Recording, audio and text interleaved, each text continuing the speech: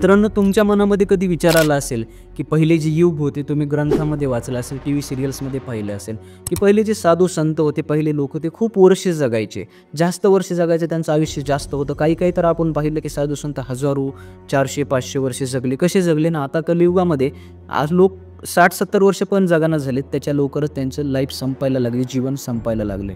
तर खरंच हे आयुष्य वाढवलं जाऊ शकतं का? तुमचे जे आयुष्य आहे ते वाढवलं जाऊ शकतं का? त्याच्या मागं काही आपण योग आहे का? योगाचे टेक्निक आहेत का ज्याने तुम्ही आयुष्य वाढवू शकता? तर मित्रांनो, तुम्हाला पुरावा देणार आहे मी, आयुष्य वाढवलं जाऊ शकतं मित्रांनो.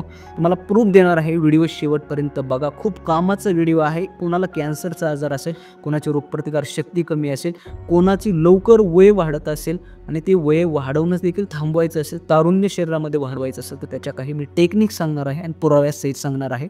हा काही फेकलेला व्हिडिओ नाही, रिअल व्हिडिओ आहे, रिअल इन्फॉर्मेशन देणार आहे. व्हिडिओ फक्त शेवटपर्यंत बघा.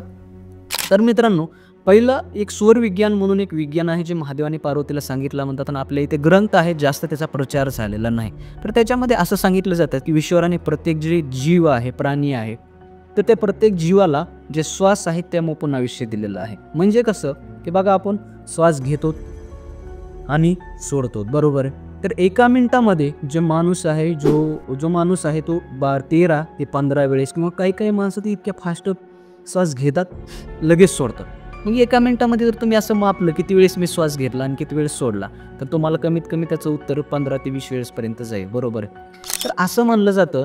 तुम्हाला आधी एक मी उदाहरण सांगतो, इकडं बघा, की एक कासव आहे आणि एक उंदीर आहे. तर कासव किती वर्ष जगतो? 150 वर्षापेक्षा जास्त जगतो, बरोबर आहे. आणि जो उंदीर आहे तो किती वर्ष जगतो? उंदीर जो आहे तो फक्त 2 ते 3 महिने जगतो. असं का होतं? दोन्ही पण जीव आहेत, ह्याला आयुष्य कमी आणि ह्याला आयुष्य जास्त. त्याचं बी कारण आहे मित्रांनो, की उंदीराचं जर तुम्ही त्याचं जर असं तुम्ही हार्ट बघितलं, किंवा तिथं जर तो श्वास किती फास्ट घेतो आणि सोडतो तुम्ही जर पाहिलं, तर एका मिनिटामध्ये तो 50 ते 100 वेळेस श्वास घेतो आणि सोडतो. त्याच्यामुळे त्यांच्या एका मिनिटामध्ये उंदराचे श्वास किती लवकर खर्च व्हायला लागते. मग आयुष्य देवाने प्रत्येक जीवाला देताना त्याच्या श्वास जितक्या लवकर खर्च होतील तितका तो लवकर मरणार, त्याची लवकर डेथ होणार, मृत्यू होणार, असं सांगितलेलं आहे. मग उंदीर काय करतो? जितक्या फास्ट श्वास घेतो आणि सोडतो, मग त्याच्या लवकर श्वास खर्च होतात आणि लवकर मरतो. तरी तो उदाहरणार्थ दुसरं काय आहे? आपल्याकडे कासव आहे. तर कासवामध्ये काय होतं की कासव जे आहे ते एका मिनिटाला खूप असं स्लोली श्वास घेतं, दम्मादम्माने. जसं आपण म्हणतो की बेंबीच्या देठापर्यंत श्वास घ्यायला पाहिजे, डीप ब्रीथिंग करायला पाहिजे, खूप डीपली असं ब्रीथिंग, खूप मध्ये ऑक्सिजन घ्यायला पाहिजे आणि असं दम्मादम्माने सोडायला पाहिजे. या कारणाने काय होतं की एका मिनिटामध्ये जेवढं लवकर 15-20 वेळेस जी श्वास लवकर संपवायला होता, ते ह्याच्यामुळे टाईम जास्त वाढेल श्वास घेण्याचा आणि सोडण्याचा. मग त्याच्यातच एका मिनिटामध्ये आपले फक्त 10 ते 12 वेळेसच श्वास आपण घेतो आणि सोडतो. किंवा जे यौगिक लोक असतात ना हिमालयामधले, ते तर फक्त 5 ते 7 वेळेसच श्वास घेतात आणि सोडतात. त्यांना काय केलं जातं? जे योगामध्ये जी टेक्निक, त्यांचं आयुष्य वाढवण्यासाठी जो अभ्यास असतो ना, जे योगा शिकायलेले लोक असतात, त्यांना इथे कापूस माहिती ना तुम्हाला, प्रत्येकाला कापसाची रुई लावली जाते त्यांच्या नाकाच्या पुढे. मग ते ज्यावेळेस श्वास घ्यायला जातात आणि श्वास बाहेर सोडायला जातात, इथं कापूस देखील इथला हल्ला नाही पाहिजे नाकाच्या समोरचा.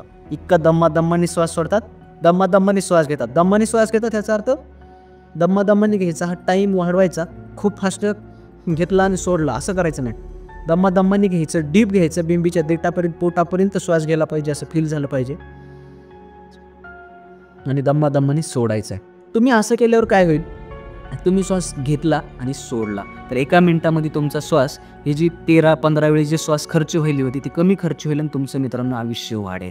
आणि हेच कासवामध्ये होतं. कासवामध्ये कसं सांगितलं मी की 150-200 वर्ष का जगतो? तर हा 5-7 वेळेसच फक्त श्वास घेतो आणि सोडतो.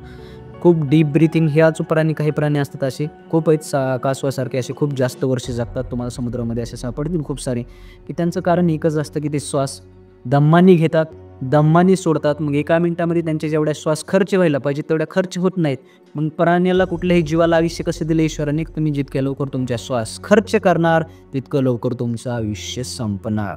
आणि जे लोक एकदम उतावळेपणा करतात, उघडीटपणा करतात, जास्त दारू पितात, व्यसन करतात, अशा लोकांमध्ये हे जे प्रमाण आहे ना श्वास घेण्याचं आणि सोडण्याचं मित्रांनो, ते जास्त वाढतं मित्रांनो.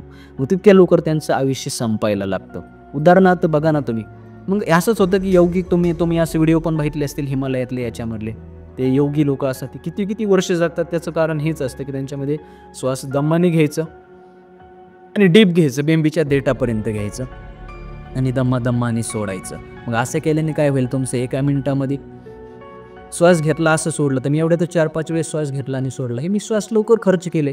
तेच जर मी असे दमाने घेतले असते आणि दमाने सोडले असते, याच्यामध्ये मी असे 10 सेकंद घातले. समजा 10 जरी सेकंद घेण्यात आणि सोडण्यात घातले तर 1 वेळेस मी श्वास खर्च केली. असं 1 मिनिटामध्ये मी फक्त किती वेळेस होईल, 10 सेकंद म्हणलं तर फक्त 6 वेळेस श्वास घेतली आणि सोडली.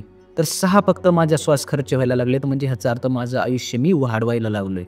आणि जितकं तुम्ही ऑक्सिजन किंवा आपण ज्याला प्राणवायू म्हणतो योगामध्ये, जितका जास्त तुमच्या शरीरामध्ये जाईल ना, तितकं तुमचं आरोग्य चांगलं व्हायला लागेल. काही लोकांमध्ये प्रॉब्लेम असतो की रोगप्रतिकारशक्ती कमी आहे, त्यांच्यामध्ये आजार होतात, वेगवेगळे डिसीजेस शरीरामध्ये निर्माण होतात. तर याचं कारण काय होतं की अशा लोकांमध्ये ॲसिडिटीचं बी प्रमाण जास्त वाढतं. म्हणजे कसं की शरीरामध्ये ऑक्सिजन आपण जेवढा घेणार तेवढं शरीर अल्कलाईन व्हायला लागतं मित्रांनो, बेसिक व्हायला लागतं. जेवढं तुमचं शरीर बेसिक व्हायला लागतं, बेसिक एन्व्हायरमेंट शरीरातलं, तेवढे तुमच्या शरीरातले आजार कमी व्हायला लागतात.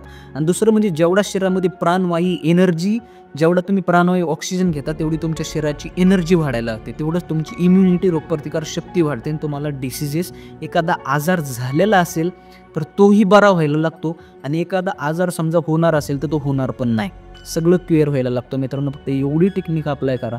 ऑक्सिजन घेताना डीप घ्या, प्राणवायू शरीरामध्ये वाढवा आणि दमादमाने सोडा. याचे खूप सारे फायदे आहेत. शरीरावर काही लोकांचे प्रॉब्लेम असतो, तारुण्य देखील वाढतं. असं एक एक्सपेरिमेंट पण झालेलं आहे, तुम्हाला मी प्रूफ पण दाखवेल. त्या एक्सपेरिमेंटमध्ये असं केलं होतं की काही लोकांना 3 महिने पूर्ण ऑक्सिजन जास्त प्रमाणामध्ये दिलता. त्यांच्या असं एक्सपेरिमेंट केलं, खूप जास्त ऑक्सिजन त्यांच्या शरीराला जेवढी नीड आहे, गरज आहे, त्याच्यापेक्षा जास्त त्यांना ऑक्सिजन पुरवला. आणि जितका जास्त त्यांना प्राणवायू ऑक्सिजन पुरवला, त्यांच्यामध्ये असं समजलं होतं त्यांचं काहीतरी 5 ते 10 वर्षांनी जास्त त्यांच्यामध्ये तारुण्य, म्हणजे समजा त्यांचं 40-50 वर्षे एज असेल तर त्यांचं जे आयुष्य होतं ते 30 ते 40 वर्षाच्या एक तरुण मुलासारखे किंवा एक तरुण माणसासारखे ती पुरुष दिसायला लागले होते. त्याचं कारण त्यांच्या शरीरामध्ये प्राणवायू वाढला, ऑक्सिजन वाढला आणि त्यांच्या शरीरामध्ये तारुण्य वाढलं. हेच कारण आहे मित्रांनो, जे काही लोक असतात व्यसन करणारे वगैरे, त्यांच्या लवकर अकाली मृत्यू होतो किंवा काय होतं, किंवा आपल्याला जे आयुष्य देवाने दिलेलं आहे ते किती वर्ष दिलेलं हे तर आपण जाणू शकत नाहीत, पण त्या आयुष्याला आपण जास्त वर्ष वाढवू शकतो. समजा एखाद्या माणसाची 70 वर्षाला 80 वर्षाला डेथ होणार होती, तर तीच आपण आपले जे श्वास जितके लवकर खर्च करणार तितकं लवकर डेथ लवकर होणार. तर मग तेच जर श्वास जर जास्त वाढवले, श्वास दमाने घेतला, दमाने सोडला, तर ह्याच्यामुळं एखाद्या प्राण्याचं आयुष्य वाढतं. मग असंच पहिले जे योगी लोक होते, समजा रामायण, तुम्ही महाभारत किंवा असे ग्रंथ वाचत असताल, तुम्ही आध्यात्मिक असाल नसालही, पण ही प्रूफ आहे, सायंटिफिकली प्रूव्हन आहे की शरीरामध्ये जेवढा प्राणवायू किंवा ऑक्सिजन जातो तेवढंच शरीरामध्ये यंग सेल्स तयार व्हायला लागतात, तरुण सेल तयार व्हायला लागतात. तुमच्या शरीरावर जे सुकुरुट्या पडलेल्या असतात, जे वेगवेगळ्या क्रीम वापरतात, काही महिला असतात, पुरुष असतात, तरुण दिसण्यासाठी ती एवढ्या गोष्टी करायची गरज नाही. तुम्ही तरुणही दिसतात, तुमची रोगप्रतिकार शक्तीही वाढेल आणि याच्यामुळे तुमचं आरोग्य तर उत्तम होईलच होईल, पण तुमचं आयुष्य पण वाढेल. मित्रांनो आपल्या परिवारामधल्या प्रत्येक सदस्याचं असं आरोग्य चांगलं व्हायलाच पाहिजे आणि एक सदृढ चांगली पिढी तयार व्हायला पाहिजे. तर आपल्या आईवडिलाला, आपल्या बहीण भावाला हा व्हिडिओ शेअर करा, नक्की शेअर करा, कारण खूप फायद्याचा आहे. मी काहीही फेकायलो नाही मित्रांनो, पूर्ण ग्रंथाचा अभ्यास केलेला आहे. सौर विज्ञान नावाचा ग्रंथ आहे, महादेवाने हा पार्वतीला सांगितला होता. ह्या ग्रंथाचा जास्त प्रचार प्रसार झाला नाही आणि हा जर व्हिडिओ जर चालला, याला चांगल्या लाईक्स आल्या, शेअर आल्या, व्ह्यूज आल्या, तर हेही सांगेल मी, एखाद्या माणसाच्या ग्रंथामध्ये सांगितलेलं आहे की माणूस किती दिवसामध्ये मरणार आहे, हेच देखील आपण ह्या ग्रंथाच्या टेक्निक्सवरून काढू शकतो की कधी त्याची डेथ होणार आहे, कधी मरणार आहे, हे सुद्धा त्याच्यावरून लगेच कळतं. की समजा एखाद्या माणसाचा मृत्यू जवळ आला आहे तर हे सध्या सांगितलं जातं. ह्या सौर विज्ञानमध्ये खूप भारी आहे. कुठलं कार्य कधी करायचं, शुभ काळ कधी असतो, अशुभ काळ कधी असतो, आणि ह्याच्यामध्ये खूप भारी टेक्निक्स दिलेले आहेत, ते तुमच्यापर्यंत मी पोहोचवणार आहे. तर ते, आणि शरीरामध्ये जर शक्ती वाढवायची असेल, एनर्जी वाढवायची असेल, किंवा तुम्ही -डिग्री सेल्सियसमध्ये बघितलं असेल तुम्ही हिमालयामध्ये, की जे साधू असतात काही जे आपण तिथं नुसतं उभारू सुद्धा शकत नाही तेवढ्या थंडीमध्ये ते उघडे उभारतात. त्याचं कारण काय असतं की ते ह्या योगाचा अभ्यास करतात. हा कोणता सौर योग आहे तो मी तुम्हाला नेक्स्ट पार्टमध्ये सांगेल. हा जर पार्टला तुम्ही चांगलं लाईक केलं, शेअर केलं, कमेंट केलं आणि असं वाटलं की हा तुम्हाला कंटेंट खरंच कामाचा असेल, कामाचा तर आहे, पण तुम्हाला जर आवडला तर मी ह्याचा नक्कीच दुसरा भाग घेऊन येईल. त्या भागामध्ये हेही सांगेल की काही स्त्री पुरुषाला, नवरा बायकोला फक्त मुलीच व्हायला लागतात किंवा मुलंच व्हायला लागतात, तर त्याच्यावरही उपाय आहे की मुलगा कधी करायचा, मुलगी कधी होऊ शकते, त्याच्यावरही टेक्निक्स दिलेले आहेत, ते आपण तुम्हाला मी सांगू शकतो मित्रांनो. तर नेक्स्ट भाग मी लवकरच आणेल, पण ह्या व्हिडिओला चांगल्या लाईक्स, कमीत कमी 2-3 हजार तरी लाईक्स द्या, शेअर करा, कमेंट करा आणि प्लीज सबस्क्राईब करून जा. खूप मेहनत लागते यार व्हिडिओ बनवायला. Thank you so much. थँक्यू.